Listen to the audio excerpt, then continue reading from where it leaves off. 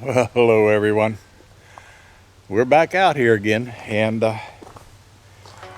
it seems like it's becoming more the norm.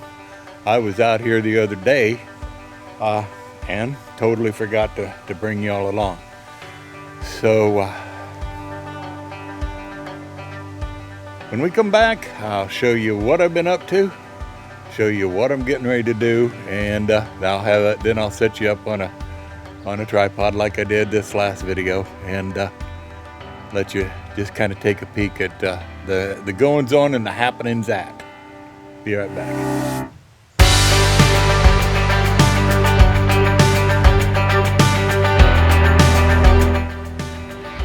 Well, believe it or not, I've got the header on that door. If you look up here real close, you'll see what I had to do. I had to cut that girt and move it up that amount to make it work. And then what I will do now is later on, because I got other things to do first, I will put 2x4s in between all of these girts to make a nice, good, solid rim all the way around for the man door that I'll be mounting in. Maybe middle, late. Got a doctor's appointment, so it'll be middle, late week, maybe. I don't know. It'll be a matter of minutes for you because that's going to be part of this episode or phase or whatever you want to call it.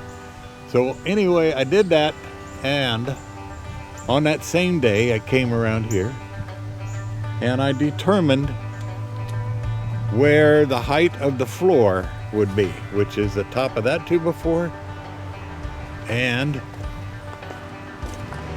the top of that 2x4. That is actually the grade for a concrete floor if that's what we were to put on here. So today I'm going to be digging all of this out,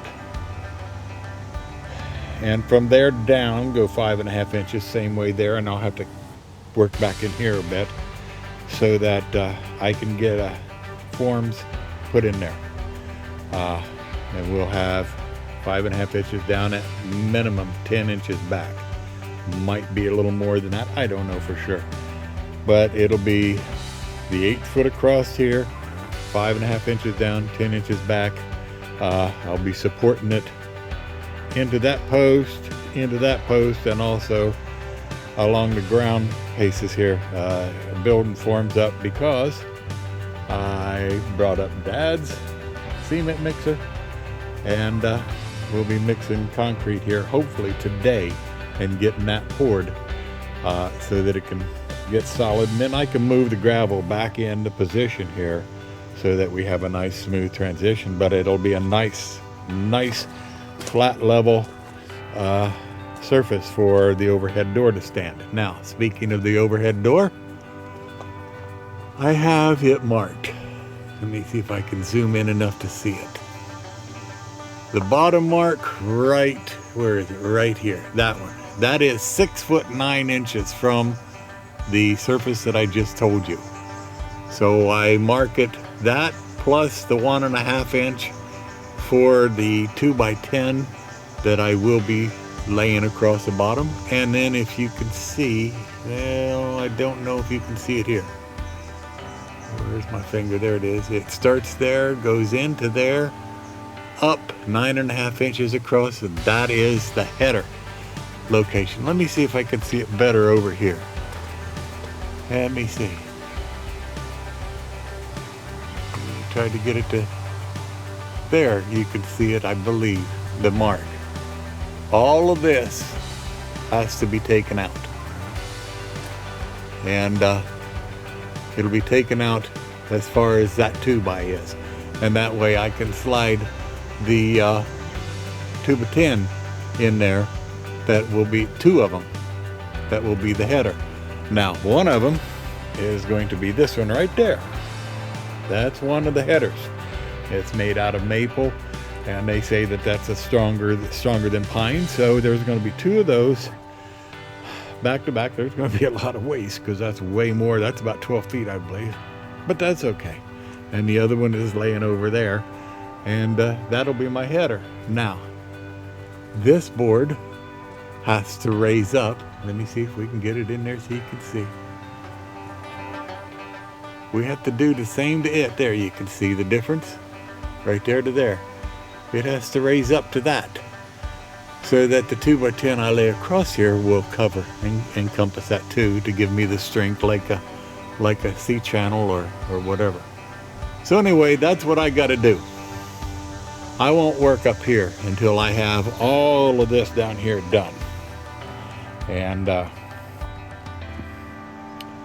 hopefully I'll be able to get that done today. Now the next thing I have to do is I have to go and drop the forks and pick up the bucket, and then get busy. We'll be back in a flash.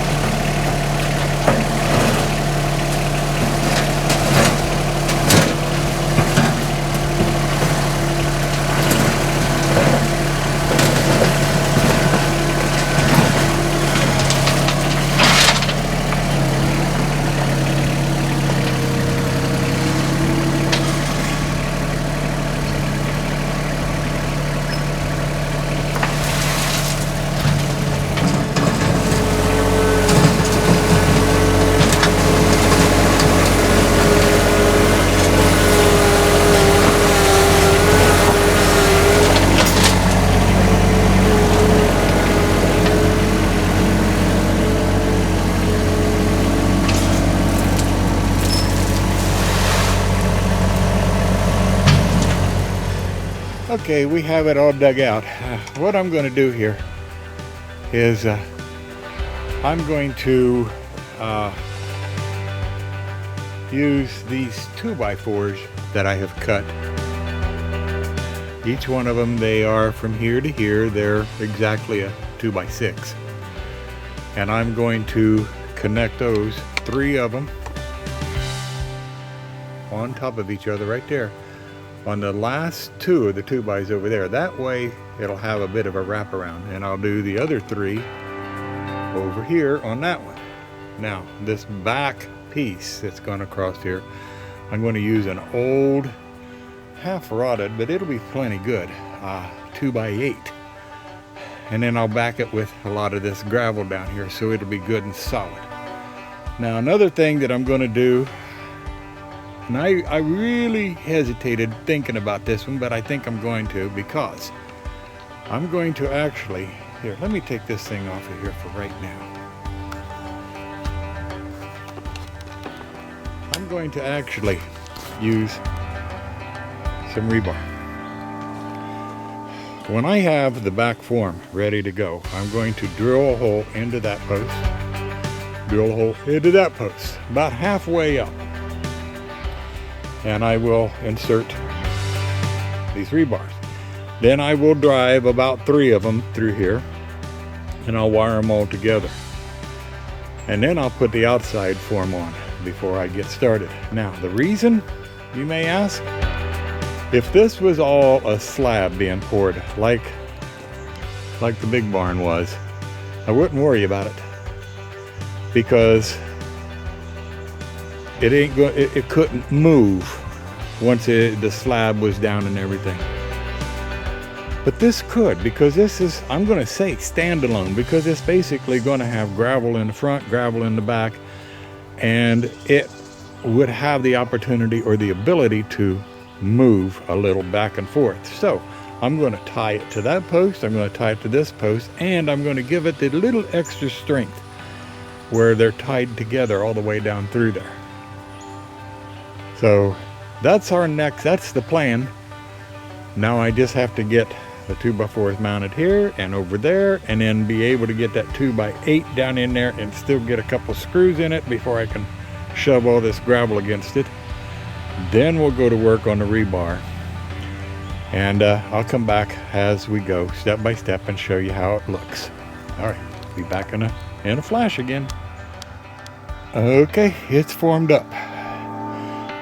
The board in the middle is just sitting there to keep them spread apart exactly the same as they are on both ends.